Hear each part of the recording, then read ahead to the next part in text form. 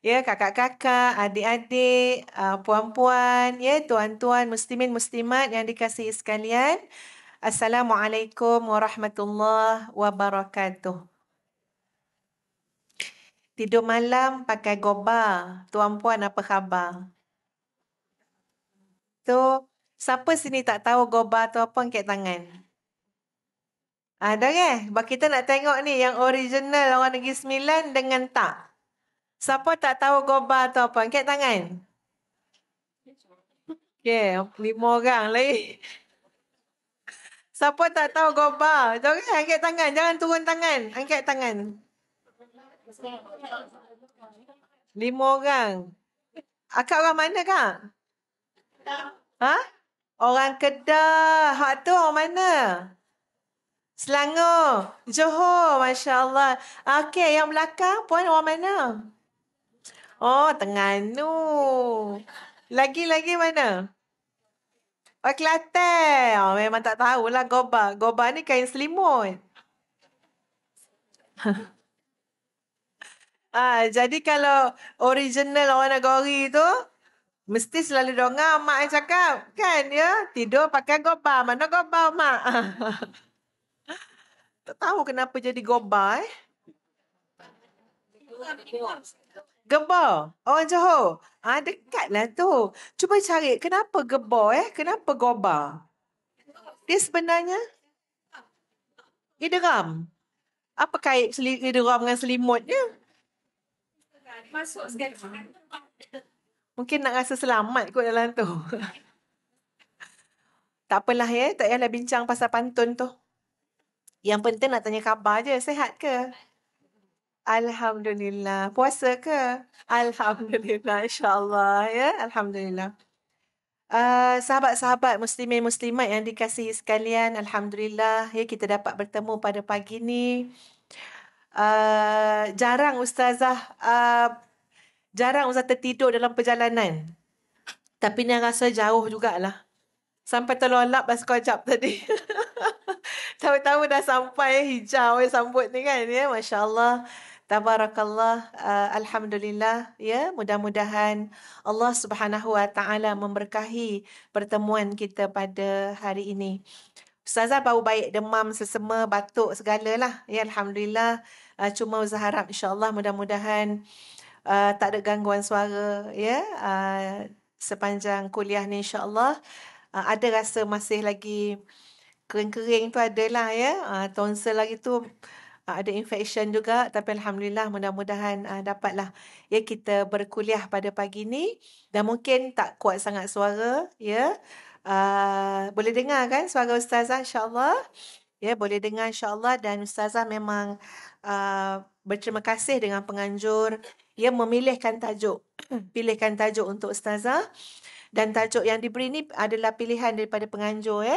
Tajuk kita adalah Mujahadah ke arah Husnul Khatimah. Satu tajuk yang sangat besar maknanya, penting. Dan insyaAllah hari ini kita akan sama-sama menekuni tentang Husnul Khatimah. Ya Allahumma khtim lana bi husnil khatimah wa la takhtim alaina ya Allah bisu'il khatimah. Ya Allah, tutuplah. Jadikanlah penghabisan hidup kami ini adalah dalam keadaan yang baik. Ya, tak naklah ya Allah penghabisan hidup kami dalam keadaan yang tidak baik. Muslimat, tuan-puan ada tak rasa risau tentang khatimah ni? Fikir kan, risau kan? Ya Allah, tak tahu kat mana, bagaimana, bila, dengan siapa. Mati ni datang bukan bagi salam. Ya, dia tak bagi salam. Dia tak ada bagi tahu.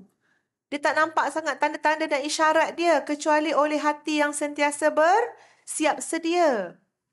Jadi kita tak tahu ni kat manalah meninggalnya. Ada makcik-makcik yang dah tua, tuan-puan sekalian ya. Meninggal sorang-sorang kat rumah. Kan? Anak datang nak hantar makanan, tengok-tengok mak dah tak ada. Ya, jadi tak tahu kat mana kematian. Dan kita memang ada rasa macam, takutlah. Ya, takut. Ustaz bagi contoh ya, sahabat-sahabat semua. Adalah satu hari, ni nak cerita Bahawa dalam fikiran setiap orang tu biasanya orang beriman ya, selalu ada ingatan tentang penghabisan ke hari ni. Macam tu. Satu hari tu ustazah, ni dah cerita lama sangat dah. Ya, ustazah berceramah dekat Maybank. Masa tu Maybank HQ lah yang dekat Pudu. Siapa ingat? Ke ada yang kerja Maybank dulu? Betul. Kota Raya. Masya Allah kan? Jadi ustazah ni pergi sana ceramah hari Jumaat. Masa muslimin solat Jumaat, kita muslimat ada kuliah, ada ceramah. Jadi hari tu mak datang ke KL. Mak dengan kakak ustazah. Jadi, okeylah mak, jomlah mak. Kita ikut sekali lah pergi kuliah kat Maybank. Mak kata, bolehlah, bolehlah. Sebenarnya kita orang ada lah. Sebelum tu ke tempat lain apa semualah. Dan kemudiannya nak ke tempat lain. Jadi mak kata, jom, bolehlah. Mak ikut sekali lah ceramah Maybank. Sampai dekat Maybank tu, tiba-tiba opposite Maybank tu mak nampak. Mak nampak yang opposite Maybank. Opposite Maybank tu Maidin. Masa tu antara yang paling besar lah. Ya, masa tu lah. 10 tahun, belah-belah tahun dulu. Jadi mak ni menyebut-nyebut. Bosai Maidin ni macam-macam mak boleh-boleh gini-gini. Jadi Ustaz bagi alternatif kat mak. Macam ni lah mak. Mak kalau nak pergi Maidin pun boleh. Mak tak payahlah dengar Kak Cik ceramah. Ya, mak pergilah Maidin. Betul lah mak pergi Maidin lah Kak Cik. Mak tak payah dengar lah kau ceramah dah. Dah tak jadi dah dengar ceramah dah. Mak tak payah dengar lah kau ceramah dah Kak Cik ya. Mak pergi Maidin ya. Mak kata macam tu. Jadi Ustazah ni anggut lah. Boleh mak. Mak pergi Kak Lang. Pergi Maidin. Jadi memang Ustazah ke kiri sebab Ustazah ke Maybank. Mak ni berhenti kat situ. Tuan-puan berhenti pasal mak nak cross jalan nak ke Maidin. Tak ada masalah ya. Ustazah bukan kata Maidin tu tak elok. Jangan pula Ustazah mana satu yang Husnul Khatimah. Jangan kata macam tu. Ustazah ni cerita je. Ni bukan cakap pasal Su'ul Khatimah pergi sana. Tak. Ni cerita. Dengar lo. Jadi Ustazah pun pergilah naiklah ke surau Maybank. Naik kat surau Maybank. Ceramah. Tengah-tengah ceramah tu tuan-puan. Nampak emak masuk ke pintu surau tu. Jadi kita ni sambil-sambil ceramah, sambil kita pun berfikir, mak ni kenapa tak jadi pergi tak buat duit ke? Kan ya, berfikir-fikirlah kenapa pula mak ni datang duduk kat depan-depan tu. Ya, lepas tu okeylah, terjawab selepas dah nak balik tu kan baru terjawab. Mak pergi tak Maidin? Mak ni Kak Cik, dah nak pergi dah ni. Nak melintih jalan. Nengok kereta kami banyak ni. Kereta Hulu Kilir. Mak terfikir macam ni Kak Cik. Kang matilah dan kat sini kan. Faham tak? Tiba aja dan kat sini kan. Buruk bona lah bunyi. Anak pergi ceramah. Dia pergi shopping. Faham tak macam mana otak kita berfikir? Jadi mak kata tak apalah Kak Cik. Mak pun kata tak apalah lain kali lah mak pergi shopping tu kan. Dan elok tengah hari Jumaat nak pergi dengan ceramah. Mak pergi lah shopping. Sebab apa tuan-puan? Keputusan tu boleh bertukar. Sebab bayangan tadi. Takut kok ini jadi penghabisan. Sebab kita tak tahu. Tuan-puan pernah tak tengah-tengah mengamuk-ngamuk kat rumah tu terfikir? Pernah tak? Marah-marah lepas tu terfikir, karang ni tiba-tiba stroke pula karang. Takkan ini penghabisan dia? Marah-marah dekat anak-anak yang kita sayang. Marah-marah dekat keluarga yang kita sayang. Pernah terfikir tak? Pernah. Maksud je sahabat-sahabat sekalian, mudah-mudahan benarlah ada iman dalam hati kita. Sebab tu gambaran-gambaran tu tuan-puan sekalian, kita terfikir. Dan kita memang takut kalau kita melakukan maksiat. Bila Ustaz sebut kita ni bukan kita seorang. Bukan anak kita saja, bukan keluarga kita saja. Masyarakat kita. Kita sayang kat masyarakat kita ni. Kita sayang semua ni. Ya, sayang kerana Allah Subhanahu Wa Taala. Kita cakap ni kita nak mengingatkan. Jangan ketagihan buat maksiat. Orang suruh istiqamah buat baik, dia istiqamah buat maksiat. Sebab apa? Takut penghujungnya di mana? Wal-iyazubillah. Kita rasa kita buat dosa orang tak nampak. Hati-hati tuan-puan. Ini di antara sebab-sebab faktor yang bawa kepada su'ul khatimah. Lupa dengan pengawasan Allah Subhanahu wa taala. Lupa dengan pandangan Allah Subhanahu wa taala. Lupa dengan peluang dan rahmat Allah Subhanahu wa taala. Kita rasa orang tak nampak apa kita buat. Kali pertama buat maksiat terlepas. Kat mana buat maksiat tu? Dalam bilik. Orang tak nampak. Tutup lampu, orang tak nampak. Kunci pintu, orang tak nampak. Kali pertama, terlepas. Try kali kedua, buat maksiat. Terlepas tak? Boleh jadi terlepas. Bila dah 10 kali buat maksiat terlepas, tuan-puan sekalian, lama-lama jadi apa? Jadi biasa, merasai kenikmatan melakukan maksiat, itu bala besar, musibah besar kalau kita sudah rasa nikmat buat maksiat. Bala. Musibah. Kalau dah rasa nikmat buat maksiat. Lalu kita takut sahabat-sahabat sekalian, hujung dia apa dia? Penghabisannya saat melakukan maksiat tersebut. Wal'iyazu billah. Orang berzina, tuan-puan. Tak ada siapa tahu dia berzina.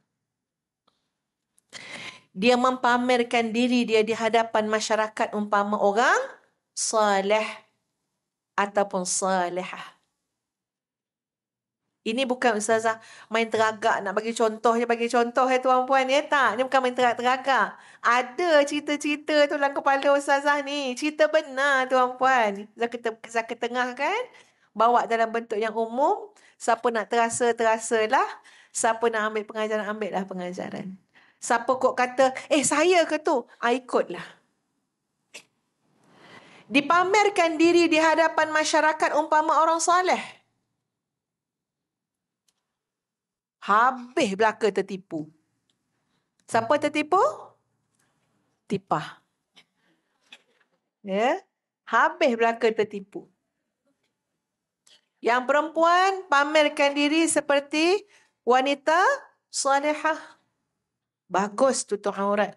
Zahiran. Tapi di belakang orang lain, tuan-puan sekalian, senyap-senyap, sendiri-sendiri, rupa-rupanya kerakusan nafsu kat dalam ni sangat luar biasa. Berzina. Ya? Orang tak tahu, tuan-puan, orang tak tahu. Orang tak dapat tangkap bahawa itulah perbuatan yang dia selalu buat. Sebab kata-katanya manis. Sebab penampilan luarnya baik.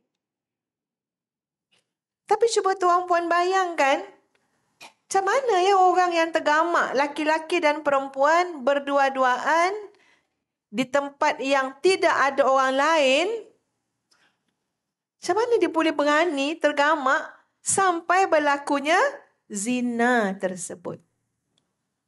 Berulang-ulang. Yang kita takut apa dia tuan-puan? Allah bagi peluang. Taubatlah Ramadan ni. Kan? Peluang kan? Taubatlah puasa kan? Taubatlah. Dengarkan ustazah tu nasihat kat dalam ceramah. Taubatlah. Allah masih tutup keaiban kamu. Taubat. Allah tu maha menerima taubat. Kecuali kamu mati syirik Allah aja. Ya? Yang lain-lain Allah terima taubat. Taubatlah, Allah bagi peluang ni. Tak terbocor lagi rahsia kamu. Kamu rasa tak ada orang tahu, seorang dua tahu. Cuma yang seorang dua yang tahu tu pun tak nak dedahkan aib tu. Sebab apa? Kita bagi peluang dia taubat. Ni contoh saya bawa dosa orang berzina. Benda ni bukan asing lagi dah tuan-puan ya. Sekarang, tuan-puan, bukan benda asing. Dah ada aplikasi dia nak memudahkan. Kamu nak cari siapa? Suka sama suka. Pukul berapa? Kat mana? Sama-sama rahsia. Sebab apa? Sama-sama mengambil keuntungan. Orang tak tahu. Orang tak tahu. Tapi sahabat-sahabat sekalian, jangan sampai peluang-peluang yang Allah Subhanahu Wa Taala berikan kita tidak syukuri, kita tidak hargai, sehingga akhirnya wal'iyadzu billah kita takut. Allah dedahkan semuanya pada hari kematian itu. Wal'iyadzu billah. Tengah merompak, mati. Ya? Tengah makan harta anak yatim. Penuh dah dalam perut tu harta anak yatim. Wal'iyadzubillah, wal'iyadzubillah.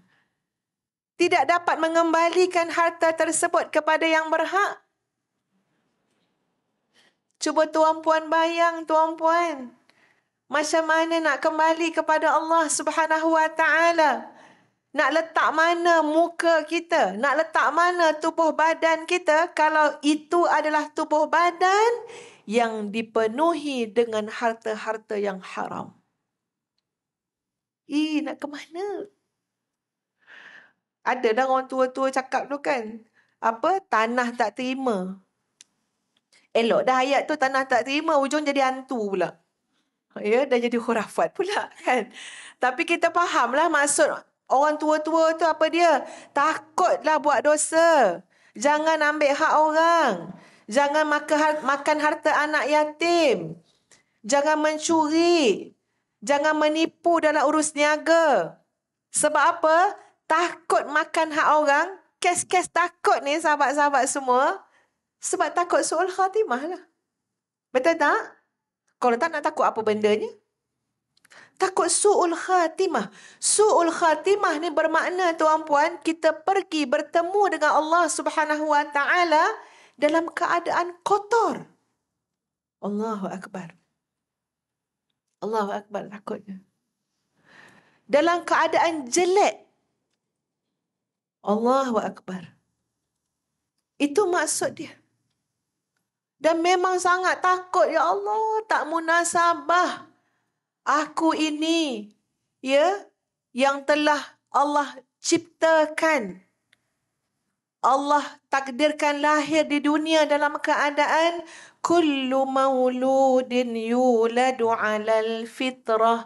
Semua yang dilahirkan, lahir dalam keadaan fitrah. Bersih. Tak ada Allah buat zalim kat siapa-siapa pun. Allah Maha Adil. Tak ada seorang pun yang lahir dalam keadaan berdosa. Dalam keadaan kotor. Tak ada. Sama kita semua tuan-puan. Sama. Ustazah lain lah. Ustazah. Apa pasal pula? Masa lahir makin tak ustazah dah. Ya? Sama budak-budak kecil kuning makin. Sakit kuning sama macam tuan-puan juga lahir-lahir dulu. Sama je. Dan Nabi katakan kullu mauludin yuladu 'alal fitrah. Semua yang dilahirkan lahir dalam keadaan fitrah. Sambungan hadis tu fa abawahu yuhawidanihi aw yunassiranihi aw yumajjisanihi. Mak bapak dia lah yang corakkan. Mak bapak yang corakkan. Yang mewarnakan ke Yahudi kejadinya, ke Nasrani kejadinya, ke Majusi kejadinya. Mak bapak dia. Allah Subhanahu Wa Taala mentakdirkan kelahiran setiap anak itu dalam keadaan bersih. Tiba-tiba, elok-elok bersih tuan-puan sekalian. Hari matinya bagaimana? Dia kembali kepada Allah dengan keadaan yang paling kotor. Wal-iyazubillah. Berlumpur, busuk. Tak sampai lagi ke hadrat Allah Subhanahu Wa Taala. Perjalanan nak naik ke langit tu pun Riuh rendah dah para malaikat kat langit mengatakan, apa yang busuk sangat ni? Allahu Akbar. Waliyahzubillah. Cakap-cakap pun rasa takut. Ya? Apa yang busuk sangat ni? Bangkai apa ni? Tuan-puan, bangkai tuan-puan, bangkai. Dah su'ul khatimah? Apa yang busuk sangat ni? Siapa ini? Allahu Akbar. Semua malaikat yang menjaga pintu-pintu langit nak tutup rapat pintu langit. Campakkanlah busuk sangat ni. Campakkanlah, humbankan dalam tanah yang paling dalam. Ni terlalu busuk. Ini tuan-puan sekalian yang menyebabkan kita benar-benar mendambakan, memohon kepada Allah Subhanahu wa taala. Allahumma khtim lana bihusnil khatimah. Allahumma khtim lana bihusnil khatimah wa la takhtim alaina ya Allah bisu'il khatimah birahmatika ya arhamar rahimin. Ya Allah, matikan kami mati yang baik, jangan matikan kami mati yang tak baik ya Allah, mati yang buruk, mati yang jelek. Wahai Allah yang Maha Pengasih daripada yang mengasihani. Sebab ini adalah masa depan perjalanan selanjutnya. Mati ni sahabat-sahabat sekalian yang kita panggil penghabisan hidup ni, ini adalah gerbang untuk perjalanan selanjutnya. Kalau buruklah penghabisannya, agak-agak perjalanan selanjutnya tu senang ke susah? Cuba jawab tuan-puan. Dah tahu tuan-puan puasa. Ustazah pun puasa. Tapi kau nak keluar suara, ya? Senang ke susah tuan-puan kalau pengakhiran hidup tu adalah yang buruk? Susah. Masya Allah. Dahlah susah sorang-sorang. Tak dapat nak ngadu sebab tak ada yang tahu. Siapa yang tahu nasib orang lain dalam kubur sekarang tuan-puan? Tak ada yang tahu. Kita hanya boleh mengagak. Kita hanya boleh menyangka. Hakikatnya, kita tidak tahu. Kadang-kadang ustazah kan tengok langit kan. Rindu kan, rindu dengan arwah abah, rindu dengan arwah kakak kan. Itu orang-orang yang dekat dengan kita, rindu dengan arwah adik ipar, apa semua. Dan tengok kat langit, kadang bertanya sendiri. Kat manalah semua orang tu pergi? Alam manalah mereka ni pergi? Tak nampak dengan mata kasar kita dah. Tak dapat call. Kan ada yang boleh call sekarang? Tak dapat call. Kalau kita call berjawab, kita pula yang takut. Itu alam yang tak ada hubungan dah dengan kita. Ya Allah, macam mana kat sana? Biliknya bagaimana? Rumahnya bagaimana? Jirannya bagaimana? Makan minumnya bagaimana? Tak ada siapa yang tahu, tuan-puan. Tapi kita kena ingat satu hakikat. Alam yang kita tidak tahu itu, yang serba tak tahu itu, kita nak desainnya di sini. Kita nak reka bentuknya tuan-puan, insya-Allah biiznillah dengan rahmat Allah adalah di sini, di alam dunia ini. Semasa kita hidup. Tanyakan kepada orang-orang yang pemaaf. Siapa sini pemaaf? Angkat tangan. InsyaAllah ya, kalau perasan tak batal puasa. Siapa rasa dia pemaaf lah? Betul lah, saya rasa saya pemaaf lah. Angkatlah tangan, tak apa. Boleh jadi contoh terpuji kan? Sebab cikgu yang tanya. Jadi bolehlah jawab. Siapa rasa dia pemaaf? Angkat tangan. Patut yang uniform hijau ni kena angkat tangan. Sia-sia yang pakai uniform kan ya? Angkat tangan. Siapa pemaaf? Tapi tak kisah. Semua orang dia maafkan dia kata. Tak ada seorang pun yang bersalah akhirat. So tak payah cari dia dah. Tak payah susah cari dia. Tak payah. Tak puas, tak pulang semua dah maaf dah. Tak payah nak mencari-cari dia ke akhirat besok. Tu pemaaf. Ada tak yang pemaaf? Mulalah fikir tak puas tu kan. Ada tak yang pemaaf? Angkat tangan. Barulah ada seorang dua. Pemaaf. Setakat nak maafkan orang tak pulang tak puas itu senang. Ya? Kena yang berat-berat tuan-puan. Masya Allah. Maaf yang bererti seolah-olah macam kita membiarkan luka ke hati kita. Ada. Tu kalau nak berfalsafah lah. Ya? Kalau saya maafkan Ustazah, berdarah balik hati saya ni. Itu baru betul. Ya? Nak berdarah ke tak? Macam tu. Ada orang maaf tu sampai dia rasa dia kalah. Sampai dia rasa kalau saya maafkan bererti saya macam hina. Ada orang rasa macam tu.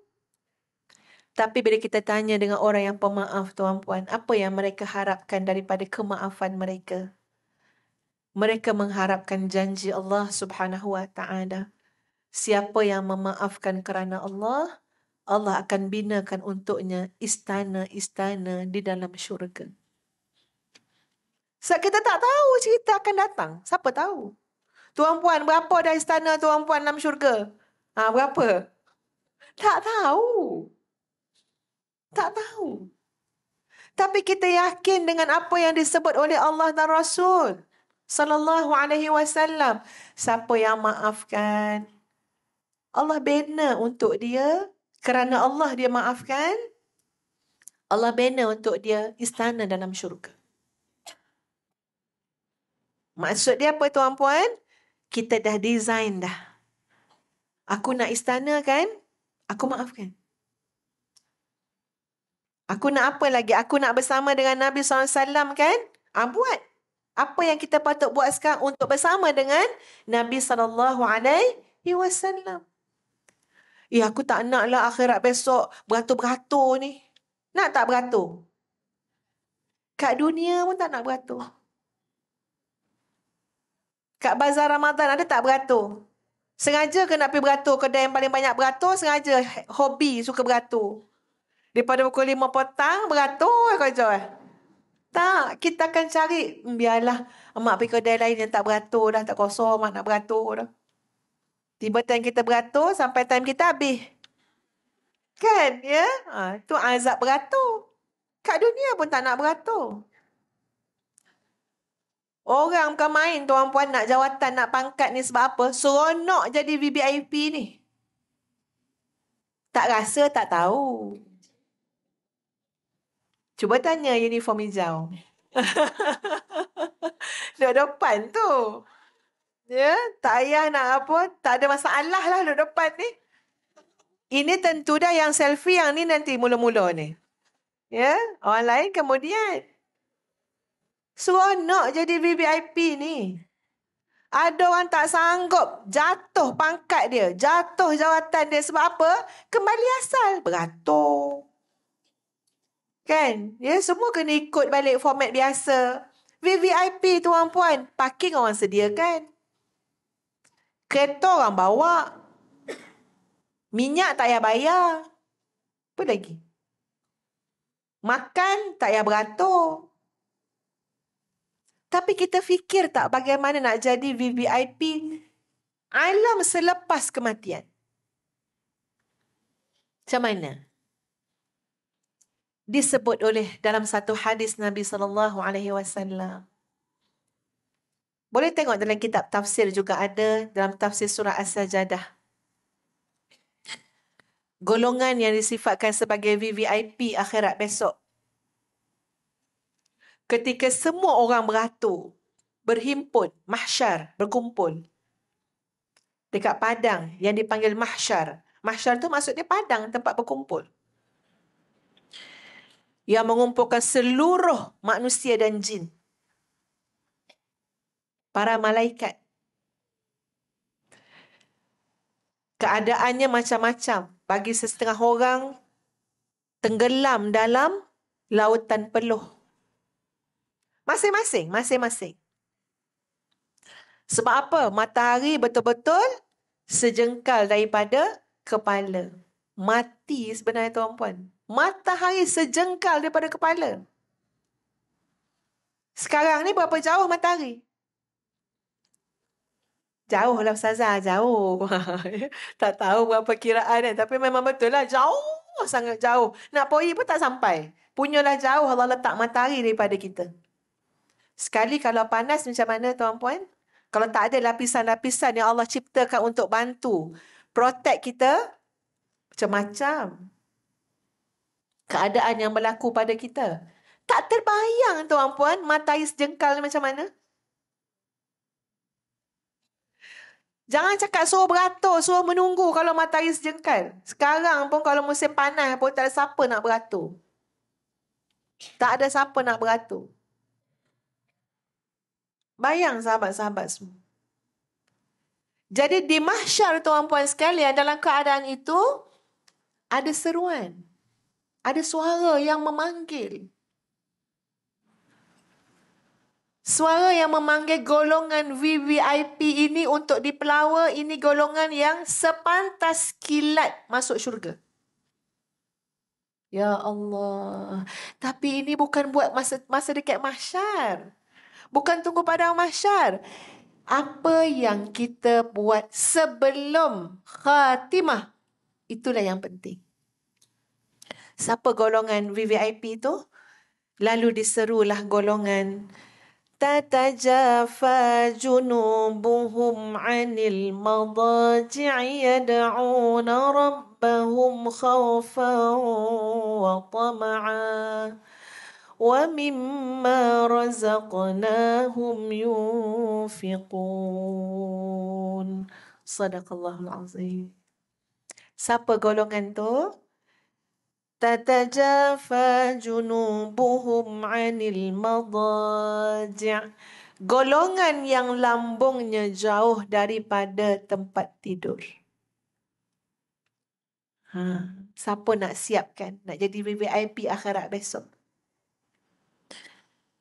Lambung ni, bahu kita ni lah. Ni lah kita punya longan kita ni lah. Bukan longan buah. Kan dulu orang Johor ingatkan longan buah. Ustazah, kita poso. Longan ni lengan. Jadi longan. Ya. Longan ni tuan-puan sekalian, bukan jenis orang guling-guling atas katil lah. Tu maksud lah. Bukan jenis orang beria-ria bona lah bab tidur ni. Ini macam-macam. Di peteng apa? Dia punya tilam. Peteng tahu kan? Apa dia peteng? Peteng ni maksudnya kan, dia tengok betul-betul.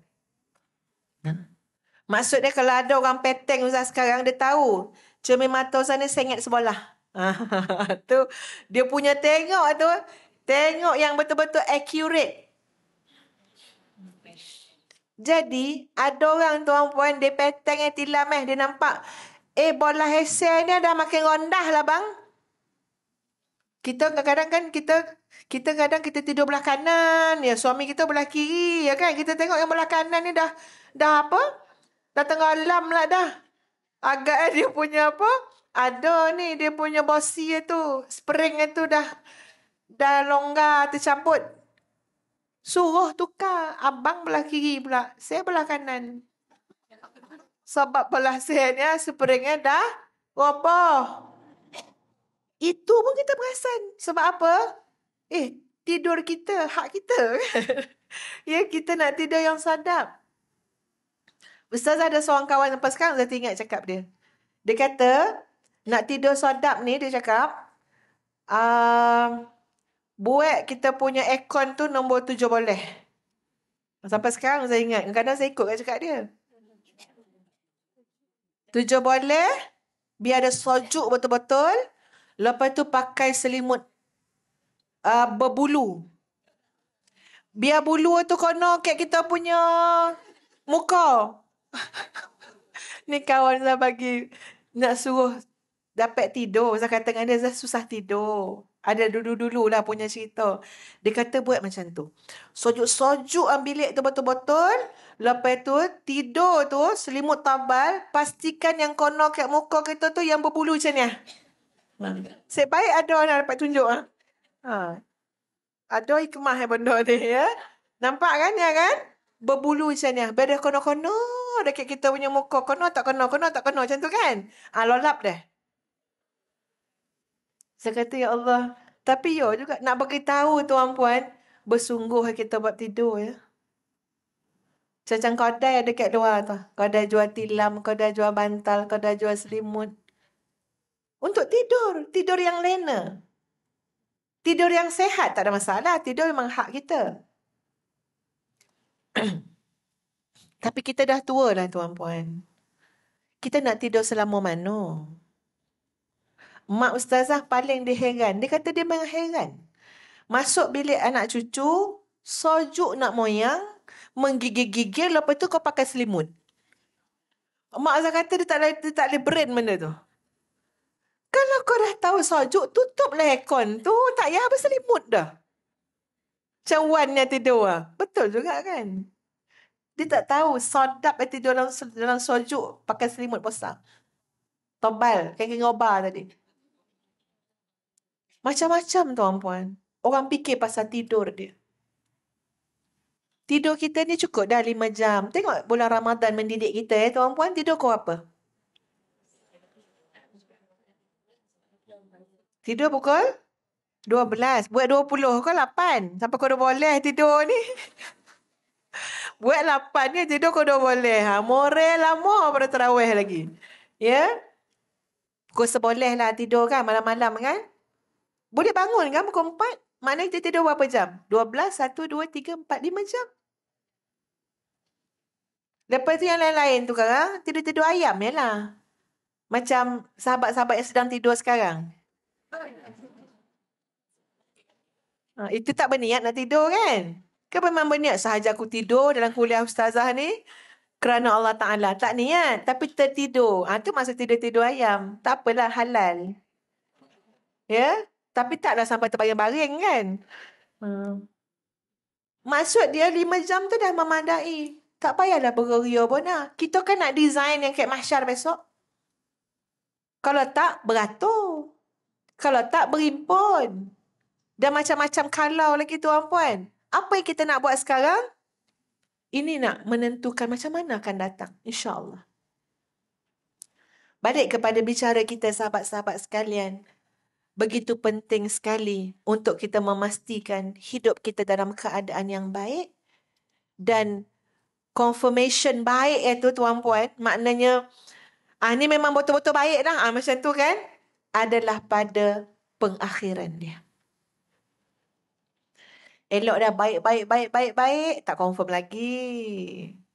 Sebab tu kadang-kadang tuan-puan, malas kita nak buat contoh orang hidup. Sebab apa? Belum sah. Belum tentu mati. Baik kita ambil contoh, kalau nak ada ketongahan, orang dah meninggal dunia. Yang memang nampak hidup dia macam ni, mati dia macam ni. Sebab apa? Sah. Macam dah ada apa? Dah endorse lah. Betul lah. Dia mati, meninggal dunia dalam keadaan yang kita nampak. Alhamdulillah dalam keadaan yang baik. Muslimin, muslimat yang dikasihi sekalian. Ustazah nak huraikan sikit tentang makna husnul khatimah. Ia adalah perkataan yang selalu kita sebut, tapi kita tak kaji. Betul tak? Kalau tak, Ustazah cuba try tanya soalan. Apa dia husnul khatimah? Kan? Kita bolehlah terjemah penyudah yang baik. Tapi kita nak tahu lebih dalam. Ulama bincang. Apa maksud husnul khatimah itu? Boleh ya? Kalau ada buku, boleh tulis dalam buku masing-masing insyaAllah. Istilah husnul khatimah terbentuk daripada dua perkataan, husnun dengan khatimah. Yang pertama apa dia? Husnun. Yang kedua, khatimah. Pernah tak dengar ada orang nama husnul khatimah? Ada? Ada ya?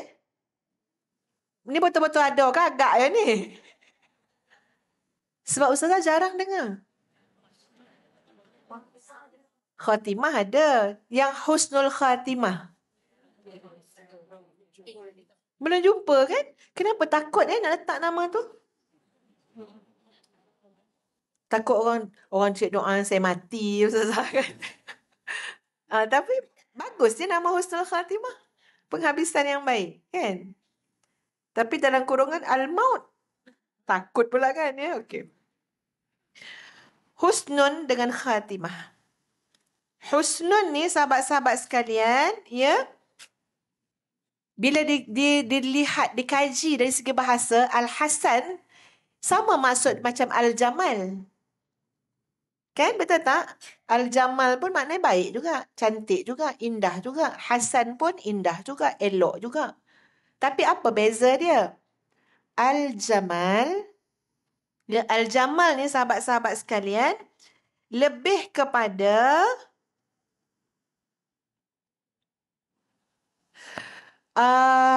zahir.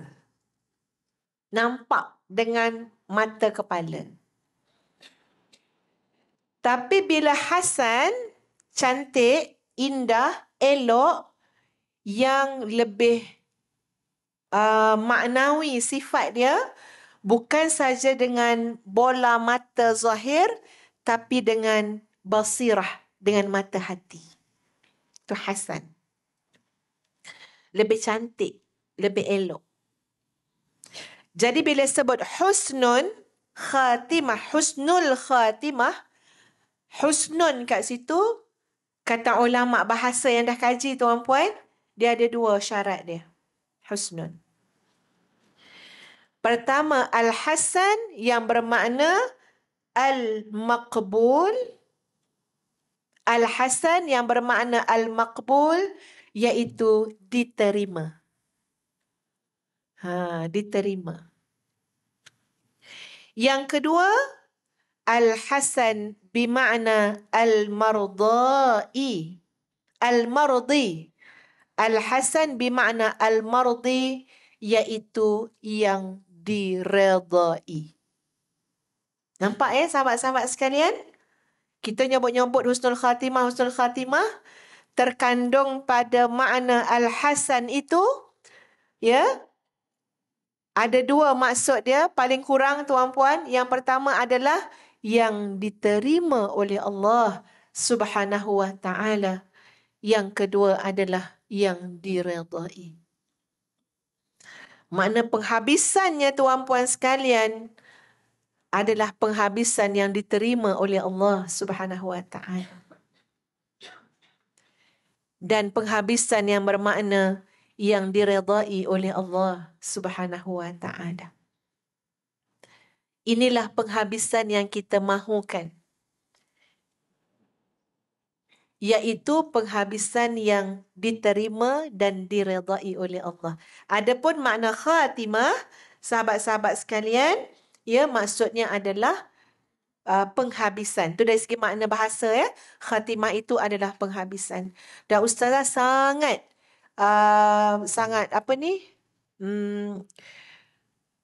berbesar hati nak kongsi dengan sahabat-sahabat semua dah, ya.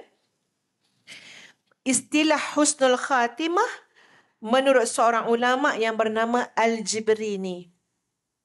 Apa makna husnul khatimah? Dia kata, ay yuwaffiqal 'abd qabla mautihi lil ibti'adi amma yaghdabu ar-rabb subhanahu wat taubatu minadh dhunub wal ma'asi wal iqbali 'ala at-ta'at wa a'malul khair thumma yakunu mautahu ba'da dhalika 'ala hadhihi al-hal al-hasanah.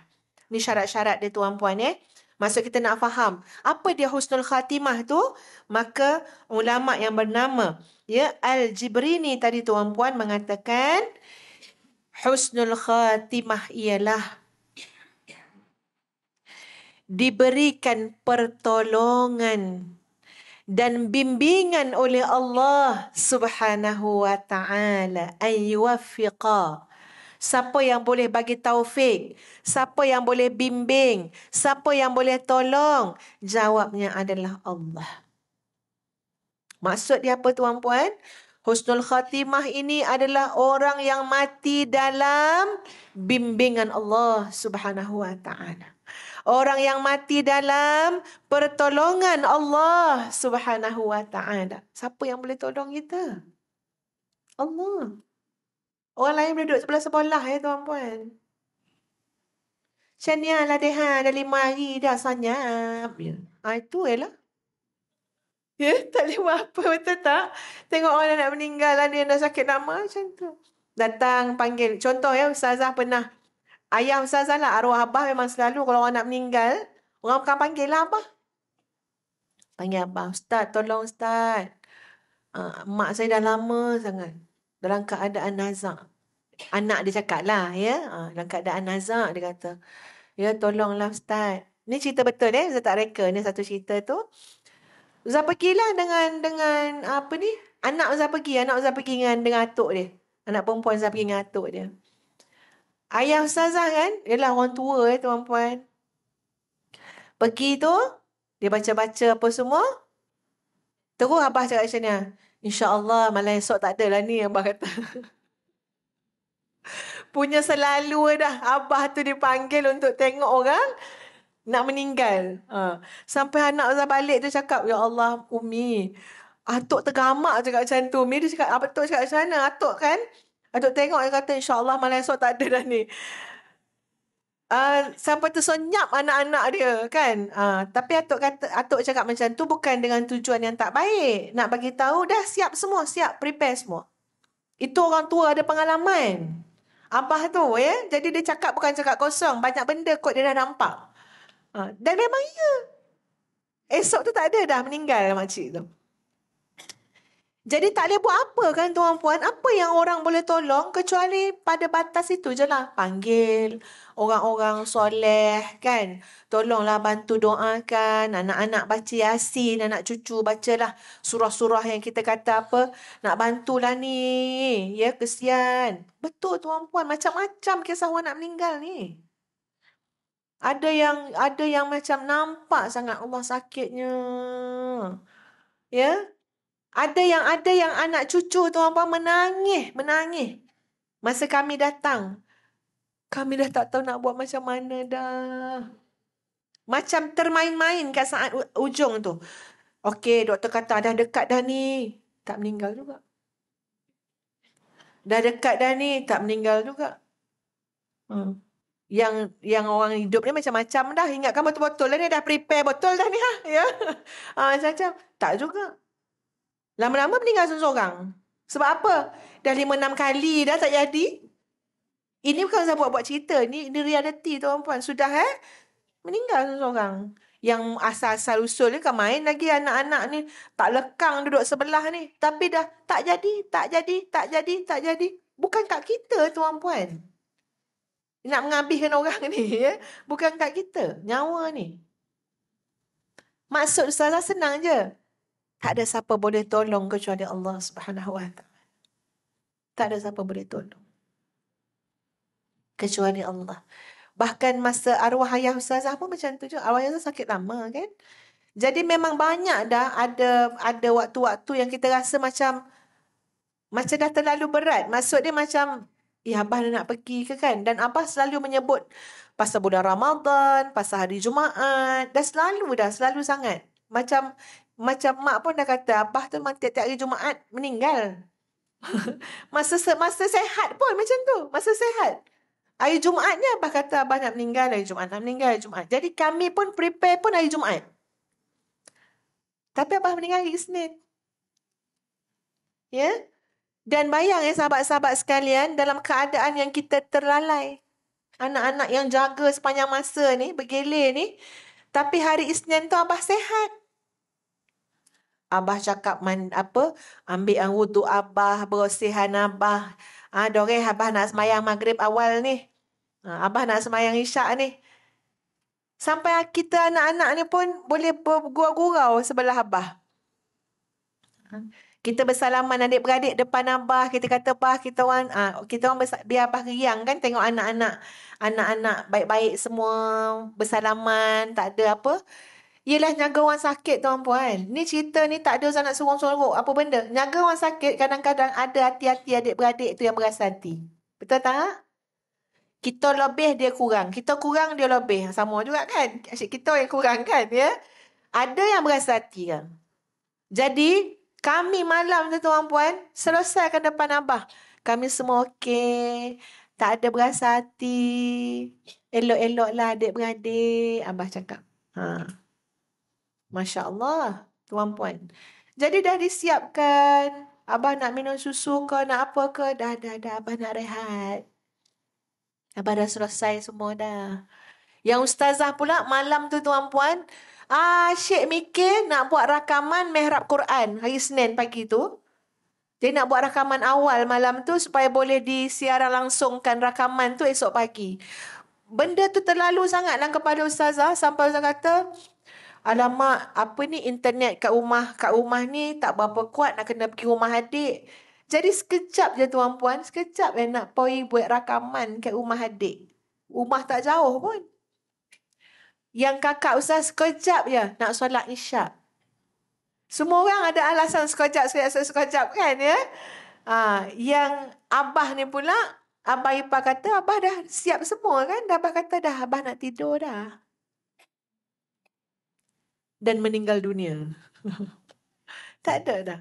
Lepas tu abah ipar masuk tengok abah dah tak ada dah. Pergi macam tu. Sedih kita kan kata ya Allah. Tapi kita ambil hikmah apa dia. Mungkin waktu tu abah pun tak ingin anak-anak duduk sekolah dah. Malih budak duduk sekolah ni kan ya. Saat tu terlalu apa? Terlalu indah. InsyaAllah. Kan? Malaikat-malaikat. Macam kita kata bahasa kita menyomak lah kalau semua ni tapi lah. Kan? Nak dijemput dah kembali kepada Allah Subhanahu Wa Taala. Kita kan kalau ni kan tak suka sama somak tu tepi tu kan. Jangan kata nak mati lalu ni pun kata orang tapi VIP nak lalu ni tapi agak macam itulah itu Ustazah punya. Sebab siapa macam ya Allah ya Tuhan, punyalah kita nak duduk sebelah abah kan, sayang ambil-ambil kat abah ni, tapi takdir Allah tak ada seorang pun. Ustazah berbaik sangka tu apa dia, Ustazah menyomak lah tepi-tepi tu, ini bukan orang lagi dah nak datang ambil abah. Ini bukan rombongan manusia lagi dah. Itu sangkaan baik Ustazah. Nak tenangkan hati lah. Orang kata nak pujuk hati sendiri kan ya. Maknanya apa? Jangan terkilan pula. Jangan pula kita rasa nanti abah terkilan tak ada anak duduk sebelah. Tak. Abah pun tak nak. Saya rasa abah pun tak nak. Rombongan lain datang. Ini waktu yang ya kita kata make sense kan tuan-puan. Kalau VIP lalu pun kita suruh kau tapi budak-budak. Kau tapi. Kan? Ini pun sama lah. Kau tapi semua. Malaikat dah datang dah. Rombongannya sudah sampai. Jadi tuan-puan nak bagi tahu saat nak mati tu tak ada orang tolong dah tuan-puan. Anak yang beria nak bantu ni kita orang berniat betul ni nak cakap ke abah la ilaha illallah. Siapa tak nak? Mesti kita nak tuan-puan. Dan anak abah tu tak ada yang lain, semua ustaz-ustazah. 6. Semua pengajian agama je dia hantar. Takkanlah seorang pun tak ada yang dapat duduk sebelah abah. Tak ada. Tidak ditakdirkan oleh Allah Subhanahu Wa Taala. Sebab husnul khatimah ni bukan syarat anak duduk sebelah. Bukan syarat Datuk Imam bantu kita tapi itu. Ayyuwaffiqa. Apa disebut tadi? Ayyuwaffiqal abd qabla mautih. Allah yang membimbing, yang menolong hambanya itu di saat menjelang kematiannya. Allah bersama-sama dengan dia.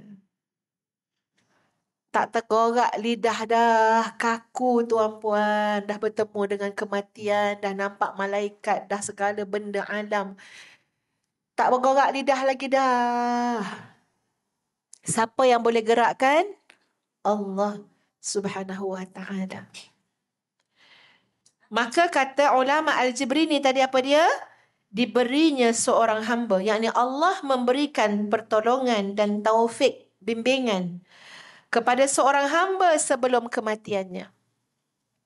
Dan maksud husnul khatimah tu bukannya 2-3 jam sebelum mati. Bimbingan dan taufik yang diberikan oleh Allah Subhanahu Wa Taala itu adalah pada fasa sebelum dia mati. Fasa sebelum mati ni mungkin panjang, mungkin lama. Mungkin 1 tahun, mungkin 2 tahun. Wallahu ta'ala alam. Tapi kebaikan tu bawa sampai mati. Dia tak terputus. Itu husnul khatimah. Maknanya Allah tolong dia, Allah bimbing dia, sehingga kan sebelum kematian dia dapat menjauhkan dirinya daripada segala hal yang dibenci oleh Allah Subhanahu wa taala. Tu dia tuan-puan. Allah benci apa? Ya Allah, segala dosa-dosa besar Allah benci tuan-puan. Allah murka. Maka orang yang husnul khatimah, dia terbimbing pada hujung hayat dia. Dia dapat jauhkan diri daripada perkara yang dibenci oleh Allah Subhanahu wa taala. Bukan tengah bergelumang dengan perkara yang Allah benci. Waliyazubillah. Bergelumang dengan riba. Tapi ada orang tuan-puan datang kesedaran kat diri dia. Ya Allah, besar dosa riba ni. Tuan-puan ni saya buat contoh ni untuk kita fikir ya. Besarnya dosa riba. Dan riba dah jadi penyakit semua orang. Hampir semua orang. Kalau tak Kang Ustazah, bila nak senang nak konolah meminjam. Pinjam-pinjam ada unsur riba ataupun tidak. Ya? Boleh ni nak raya ni cushion nak tukar. Nak duit cash sayang pula. Poilah kat satu godong tu. Tak nak sebut nama Sebab situ boleh hutang. Situ tak ada hutang secara Islamik. Tak ada tuan-puan. Ada satu gedung. Tak nak sebut nama. Tak ada. Makna yang kita pakai tu yang sistem kapitalis tu lah. Yang sistem ribawi yang tak betul tu lah. Tapi pasal dia nak nukar cushion baru, alah, sikit je mak riba 400 je. Bukan masalah sikit 440,000 ke apa. Riba. Orang yang Allah beri kesedaran, cepat-cepat bertaubat.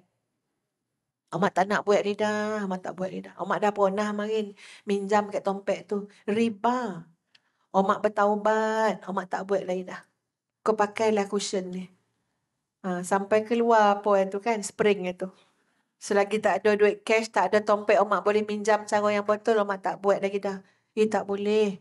Allah isytihar perang dengan orang riba ni tuan-puan. Bayangkan. Mengelagak dalam perut api yang panas. Allahu Akbar. Takut riba ni tuan-puan. Jadi kita kena ingat, orang yang Allah nak bagi husnul khatimah ni, dia tak buat pada akhir hidup dia perkara yang Allah benci. Cepat taubat, tinggal. Bukan baru nak mula buat benda yang Allah benci. Itu satu. Yang kedua, sahabat-sahabat sekalian, diberikan kesempatan bertaubat oleh Allah daripada segala dosa dan maksiat. Jadi dapat kesempatan bertaubat. Sebenarnya taubat-taubat ni tuan-puan sangat berkait dengan kemampuan kita untuk melihat diri kita sendiri. Sebab ada orang dia tak nampak apa benda nak ditaubat kan. Dia rasa dia bersih. Dia punya kualiti taubat tu, dia bergantung, Ya Allah, aku melihat diriku menzalimi diriku sendiri, Ya Allah. Aku lihat kelemahan aku, Ya Allah. Jahat aku, Ya Allah.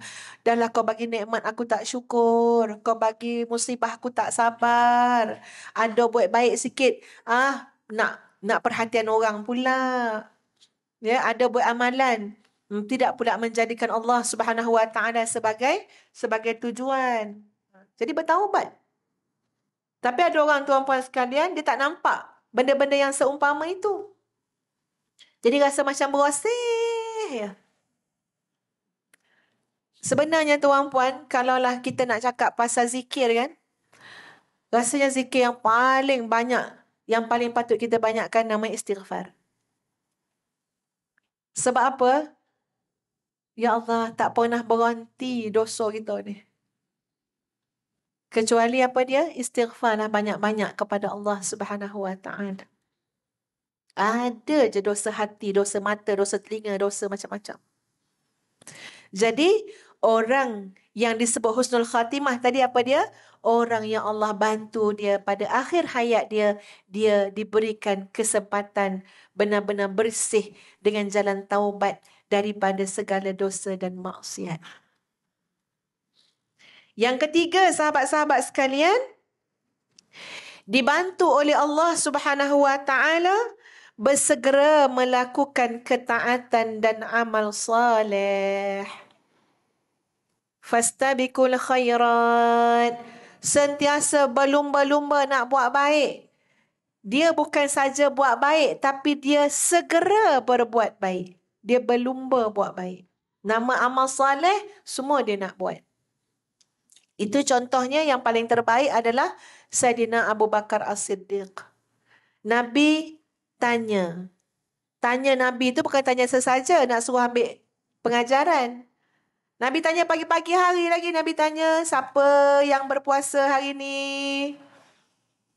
Ramai sahabat-sahabat angkat tangan.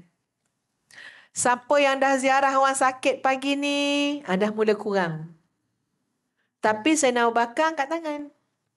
Siapa yang dah bantu urus jenazah pagi ni? Dah makin kurang. Sayyidina Abu Bakar angkat tangan. Settle juga pagi tu. Siapa dah tolong orang pagi ni? Sayyidina Abu Bakar juga. Maknanya apa dia? Tengok macam mana setiap kebaikan tu ada fadilat yang berbeza-beza. Dan orang yang husnul khatimah ni tuan-puan, kita dapat lihat corak hidup pada akhir hayat dia.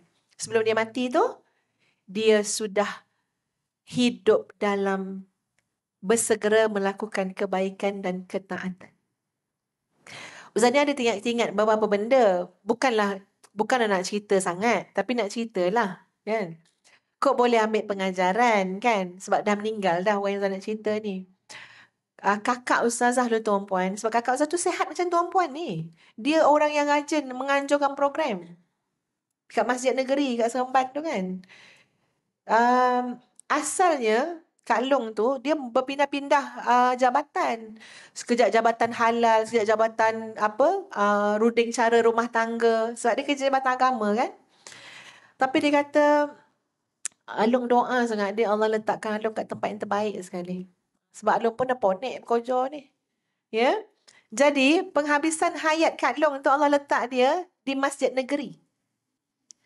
Dia bekerja menguruskan hal ehwal dakwah macam tu lah. Dan program kelolaan Masjid Negeri. Negeri Sembilan lah kat Seremban tu. Jadi, office dia masjid.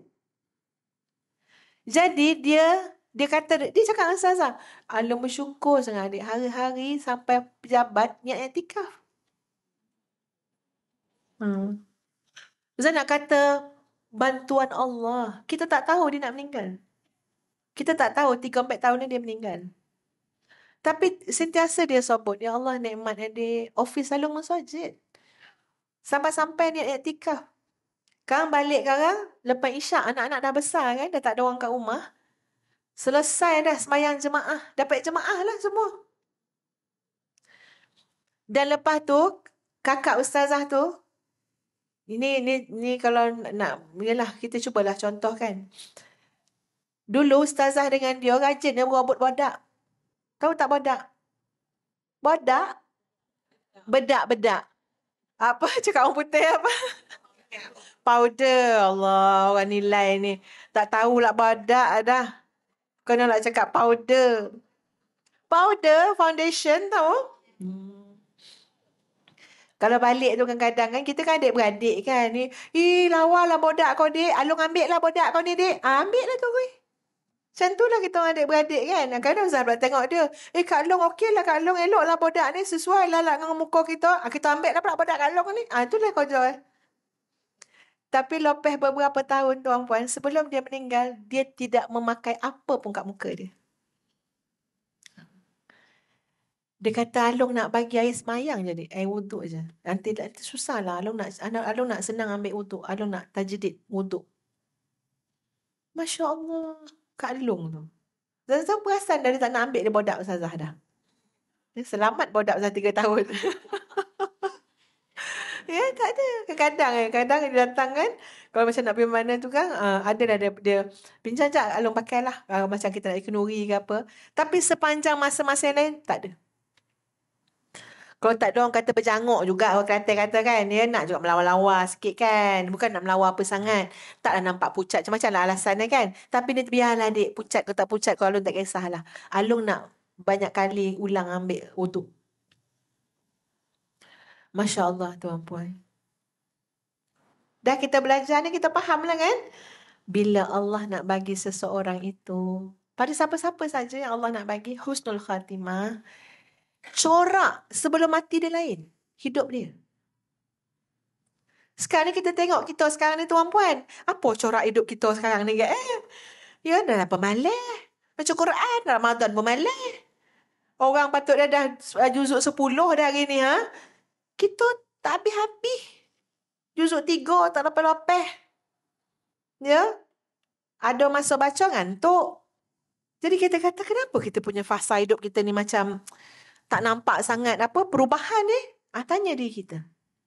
Kita nak husnul khatimah kan? Kita tak tahu ni habis bila ni. Minggu depan ke? Bulan depan ke? Sebab dia ada tanda-tanda ni tuan-puan. Ustazah cuma nak cerita tadi je lah ya. Ustazah nampak. Akak Ustazah macam ni. Dia tak tahu dia nak meninggal tuan-puan. Dia sihat macam kita semua. Menjelang nak meninggal tu, baru tahu sakit. Kanser pankreas stage 4. Yang sebelum ni sakit perut, gastrik kata doktor. Tiba-tiba, kono yang masa dia nak meninggal berapa bulan tu, tak gastrik lagi dah. Doktor suruh buat MRI kan? MRI ya? Bukan MR2 kan?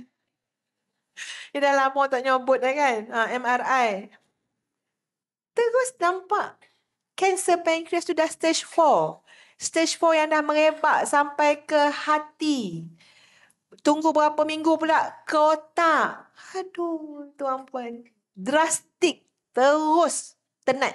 Drastik, tuan-puan. Kita orang pun tak kata apa. Ya Allah. Nak bagi sobab. Nak bagi sobab mati. Kok orang tak, kan orang selalu tanya, dia meninggal sakit apa? Dapatlah nyambut sobab itu, kanser.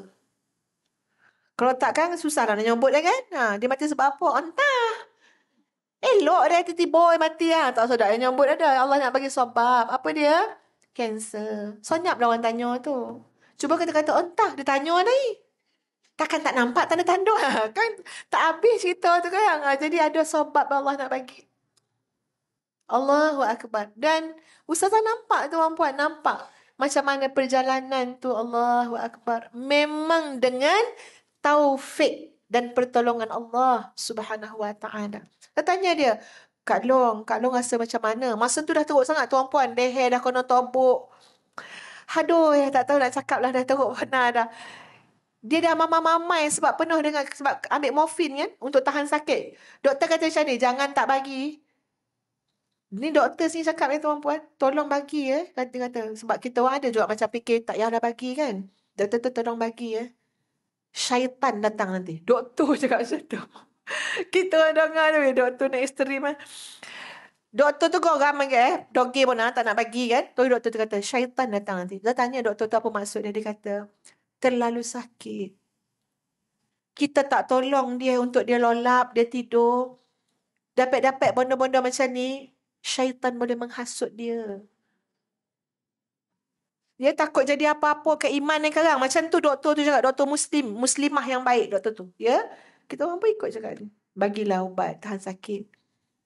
Sebab doktor kata pankreas ni maknanya kat titik sakit kat badan kita ni. Semua poin-poin dia tu, semua poin-poin yang mengarah kepada sakit-sakit. Pankreas ni kat belakang.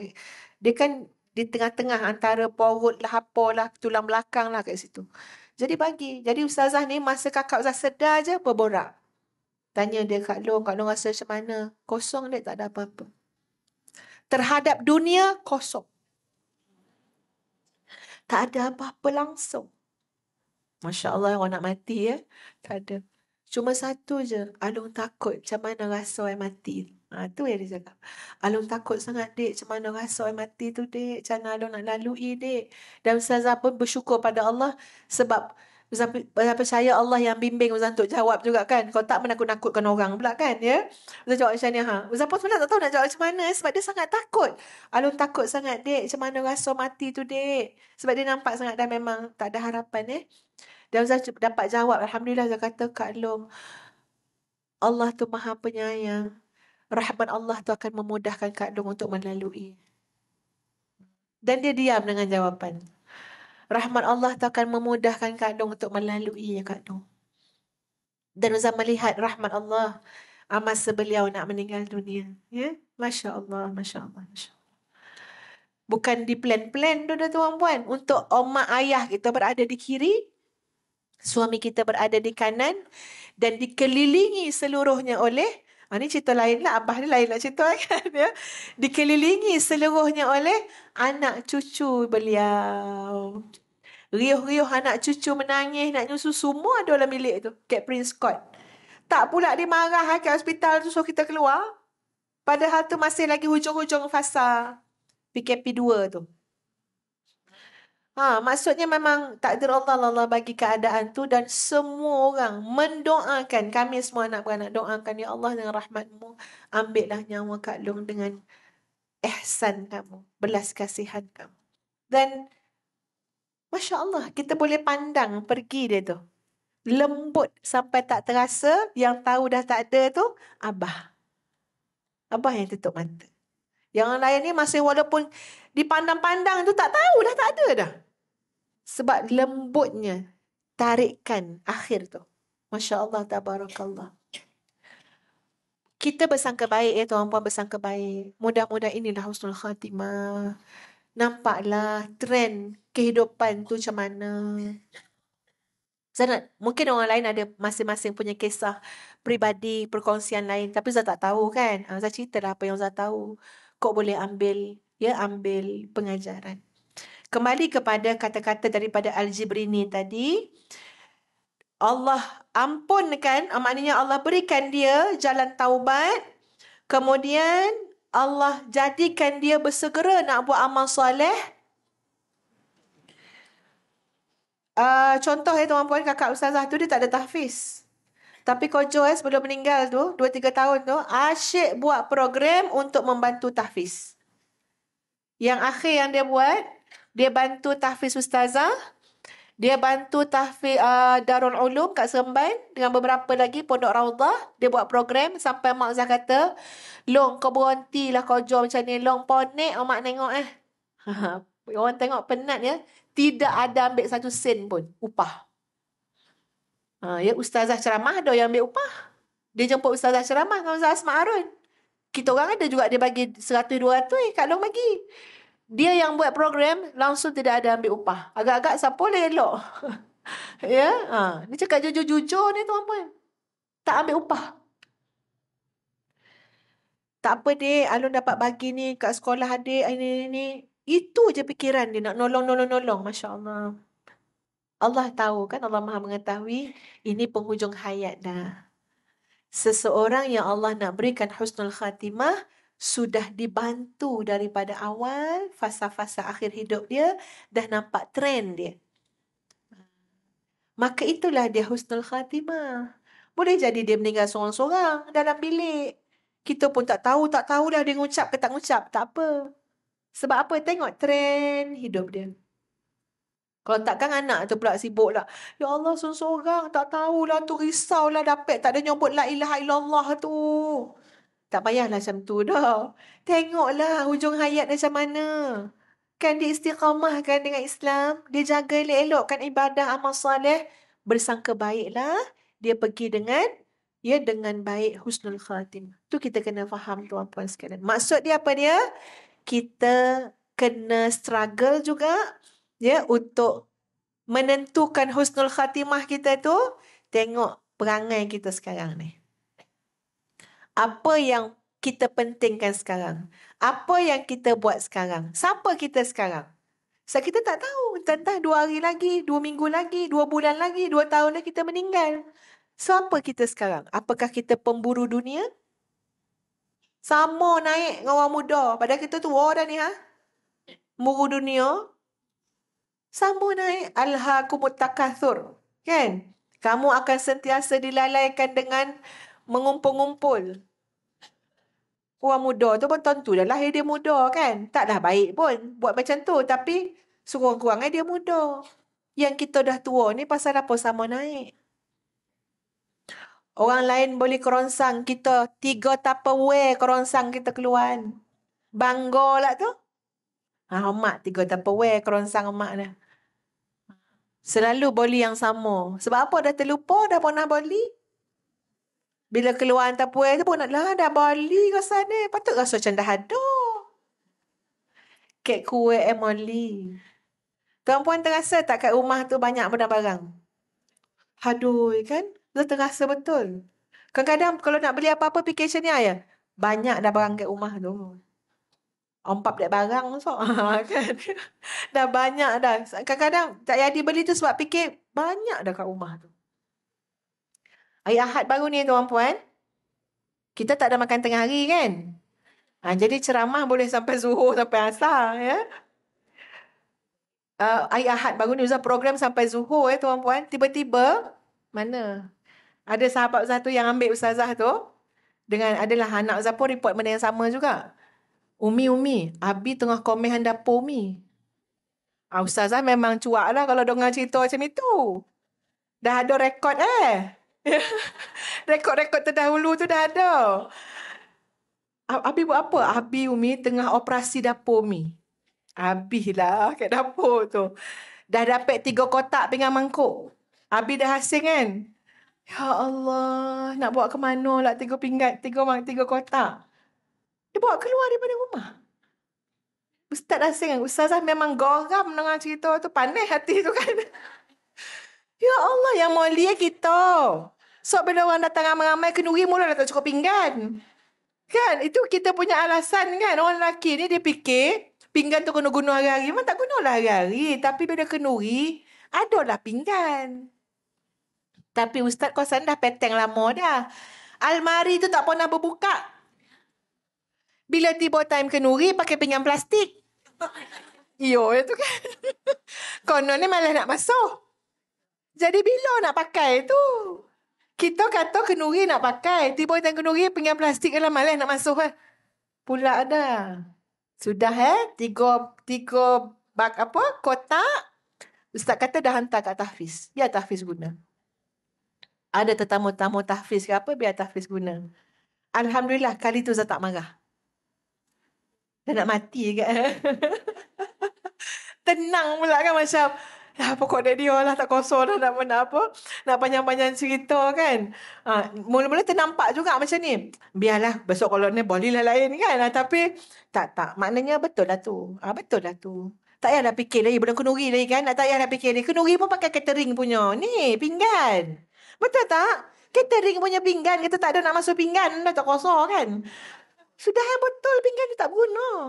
Alhamdulillah dapat ditenangkan pada ketika itu. Dia sebab puasa kan. Jadi dah nampak sikit dah. Kosong dah sikit dapur Ustazah. Jangan pula balik sekarang ada orang report lagi. Umi, Abi tengah buat operasi almari Umi. Pengsan. Operasi yang selalu time Ustazah keluar ceramah. Ya? Aduh kosong koram tengok barang kita. Okey. Jadi tuan-puan sekalian, tadi cerita apa Masuk balik cerita pinggan mangkuk bagai ni. Lupa dah lah. Semua dah lupa, ya. Kita memang kena buat sesuatu untuk mencorak keadaan kematian kita. Kita kena fikir sekarang, ya Allah, apa salah fikiran aku macam ni, perangai aku macam ni, amalan aku macam ni. Entah minggu depan je nak meninggal. Entah bulan depan je nak meninggal. Kita naklah kena sesuaikan dengan apa yang kita belajar ni. Biar nampak. Nampaklah tanda-tanda Allah dah mula bagi petunjuk lah kat kita. Biar nampak. Ada kesedaran lah, ada rasa nak taubat lah.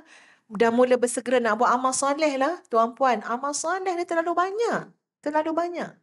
Bukan tunggu kaya. Bukan tunggu macam-macam lah. Kita ni suka menunggu-nunggu nanti-nanti. Tak. Sekarang boleh buat. Tadi datang dekat surau ni kan. Orang yang bersungguh-sungguh nak buat amal soleh. Macam-macam amal soleh yang dia buat dalam kedatangan dia ke sini. Punya kreatifnya dia. Contoh tuan-puan, dah disiap dah sedekah-sedekah. Ni agak-agak ni ada 100 orang ni. Siapkanlah, letakkan buah taman dalam plastik. Apa ni, ada selawat Nabi kan, ya. Dia foto state siap-siap. Ni saya cerita orang buat amal soleh tuan-puan. Buat selawat Nabi, foto state siap-siap. Kan bagilah. Bagi. Ambil lah, ada 50 paket dapat buat ni. Dapat pahala sedekah ni. Masuk tadi. Tauhid bagi salam. Assalamualaikum. Kan? Ramai yang jawab salam tu. Ada orang masuk diam-diam. Tak nak bagi orang perasan dia masuk. Pula dah. Senyap. Lepas tu kan balik kan jiran kata, Kak tak datang. Datang ke belakang tu. Dah datang yang senyap. Betul tak ada orang datang dengan niat silaturahim. Salam orang kanan, orang kiri, orang depan, orang belakang. Apa khabar? Lama tak nampak. Ataupun, nampak macam bukan orang sini ni. Tak pernah nampak. Daripada mana? Nama siapa? Silaturahim. Tapi ada orang tak nak silaturahim dia saja, nak nyuruk-nyuruk. Tak kosong satu silaturahim, poso-poso je dah. Dia katakan, ya. Seorang, orang tanya pun macam tak nak jawab. Ya. Orang sini kan? Amal soleh ni banyak. Bukan baca Quran saja. Menyantuni orang, senyum ke orang, lapangkan hati orang. Orang boleh sebut tuan-puan, tak tahulah cik mana yang duduk sebelah mak tadi. Sejuk hati mak duduk sebelah dia. Mak ngantuk. Dia lah micit-micit leher mak. Orang nyebut. Ya? Dipicit-picit leher mak, digosok-gosok mak. Senyum dekat mak, tengok mak asyik tersongguk-songguk. Betul tak tuan-puan? Bukan susah nak buat amal soleh. Tapi kita nak dapat taufik daripada Allah Subhanahu Wa Taala. Taufik. Tak ada taufik, tak dapat buat amal soleh tuan-puan. Walaupun dah berada di ladang amal. Ladang ni. Duduk kat ladang, hati marah. Nyampah dengan orang depan tu. Dia tinggi duduk depan. Berada di ladang amal. Tapi boleh hati yang sakit. Adjust lah sikit. Kita yang adjust. Betul tak? Boleh bergerak ke tak boleh gerak? Kita boleh gerak lah. Jangan duduk belakang kepala tu. Tak nampak ustazah kan tu. Tapi hati tu geram dengan orang. Marah je. Malih duduk sebelah dia. Lasak. Kejap duduk. Kejap bangun. Kejap. Orang tu sakit lutut. Ya? Kita ambil dah tahu sikit. Ya betul. Saya pernah duduk sebelah orang. Kami lasak. Sekejap kono kat siku. Sekejap kono kat kepala lutut Ya? Sabar. Ada hikmah Kita kan kuat tidur. Sekejap siku kita. Jaga balik. Tapi nak beritahu ladang amal pun hati kita tak betul. Jangan kata kat tempat yang tak betul. Kita perlukan taufik daripada Allah Subhanahu Wa Taala. Tolonglah ya Allah. Tolonglah ya Allah. Muslimin muslimat yang dikasihi sekalian. Ya. Okey dah, kita masuk pada topik yang paling akhir sekali. Macam mana cara nak dapat husnul khatimah? Ya, menurut pandangan sebahagian daripada ulama. Pertama, sahabat-sahabat sekalian, menegakkan tauhid dalam hati kita, dalam hidup. Menegakkan tauhid. Kalimah la ilaha illallah itu besar tuntutan dan makna dia. Kena ditakaan. La ilaha illallah. Tidak ada syirik, tidak ada khurafat, ya, tidak ada melakukan perkara-perkara yang Allah tak suka. Ya, maknanya tegakkan tauhid kepada Allah Subhanahu Wa Taala. Yang kedua, jalannya adalah ketakwaan kepada Allah. Takwa ni maksudnya hati-hati, takut. Orang takut ni yang tak terjebak dengan maksiat. Jadi, dapatlah dijauhkan daripada mati ketika mana buat maksiat. Sebab dia takut. Jangan. Takut masa itulah kita mati. Kita marah-marah ke orang, umpat keji orang. Terfikir juga, ya Allah, sekarang mati masa ni kan. Saya ada terfikir. Itu takwa. Takwa. Yang ketiga, istiqamah. Istiqamah maksud dia berterusan dalam perkara kebaikan zahiran wa batinan, zahir dan batin. Jangan luar nampak baik, dalam tak baik. Ya, jadi istiqamah ni apa dia? Teguh dalam kebaikan sentiasa. Yang keempat, banyak mengingati mati.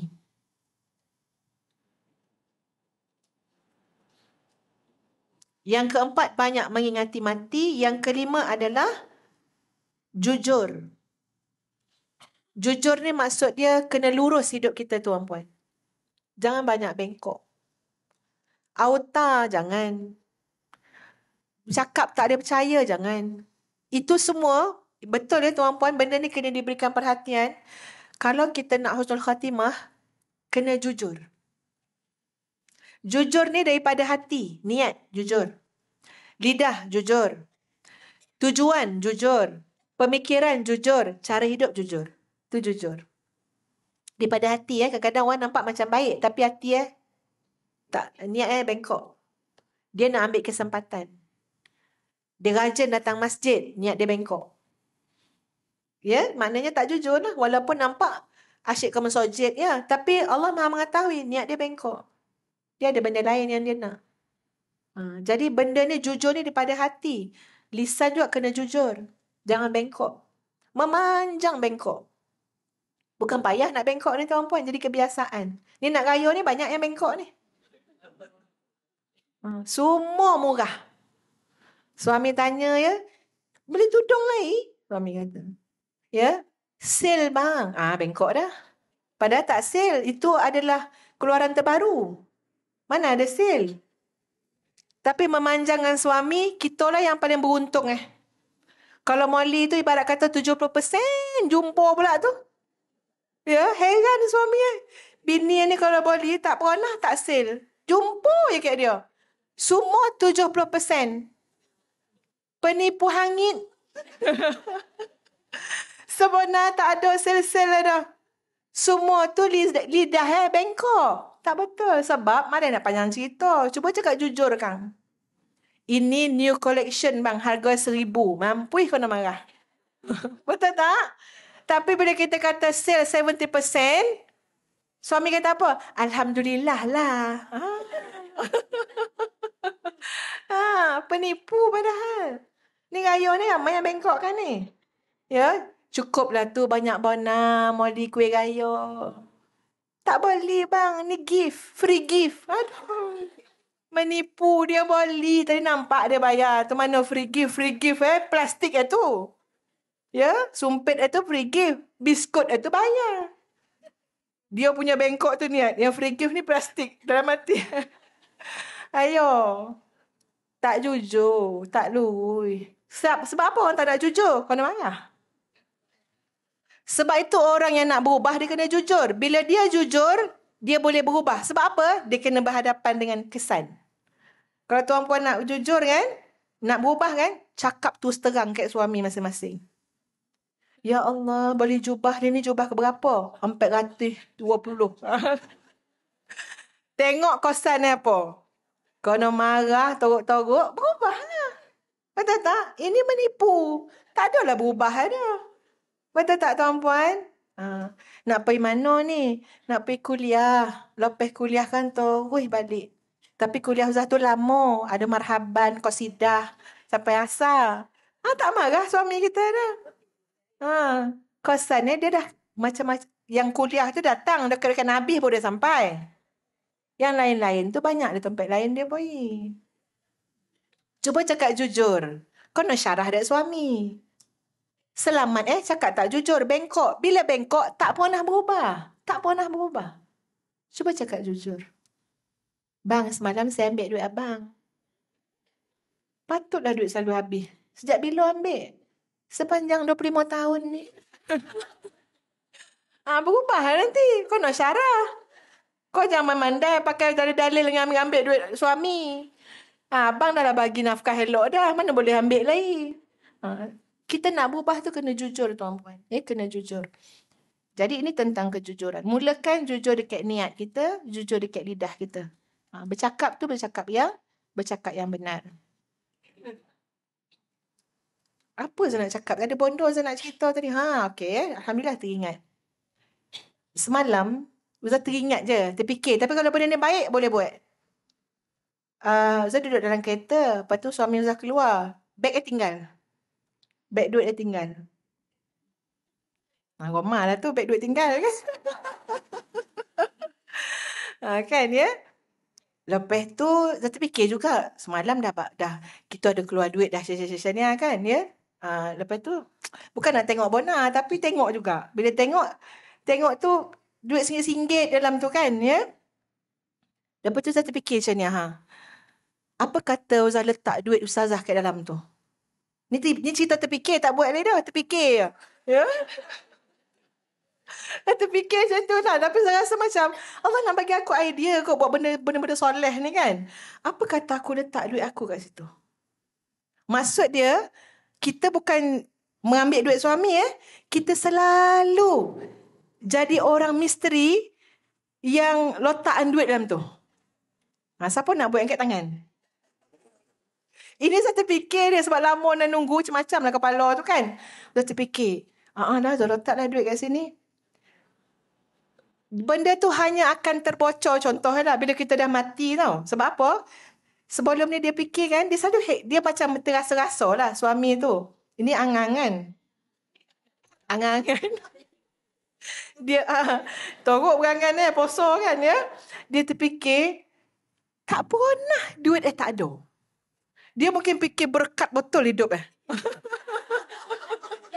Dia mungkin terfikir berkat betul lah hidup dia. Sebab apa? Dia rasa-rasa macam ada hari tu duit dia macam dah tak ada. Tapi ada. Dia tak tahu rahsia ni. Rahsia isteri letak duit dalam tu. Best tak cerita tu? So kalau best, fikirkanlah. Renungkanlah. Tapi Ustaz macam-macam, nak buat suami kita gembira lah, nak letaklah duit dalam tu. Kan? Maknanya, dia macam fikir, rasa tinggal 2 helai, RM1, ada pula RM50 lagi. Biarlah, biarkan misteri. Yang menyebabkan dia rasa macam, baik dah Allah dengan dia, kan? Dia berkatnya hidup dia. Rezeki tak pernah putus-putus. Macam lah ayat dia kan? Kesan ni bini letakkan duit. Aduh, letak Tapi saya suka dengan cerita Ustaz reka-reka tu. Saya rasa macam, aku kena jadi macam tu lah pula daripada asyik ambil duit dia kan, ya. Aku nak jadi macam tu lah, aku nak masuk lah duit dalam tu. Ikut kemampuan kita lah. Yang penting dia fikir berkat hidup dia kan. Okey lah, Alhamdulillah. Jadi renungkan, dia tak ada cakap, tak ada pengajaran apa-apa ya. Fikir sendiri. Baik. Yang keenam, berbaik sangka dengan Allah Subhanahu Wa Taala. Baik sangka dengan Allah. Itu memang antara jalan nak dapat husnul khatimah. Apa yang Allah takdirkan pada kita, kita baik sangka tuan-puan ya. Bukan untuk menjatuhkan kita.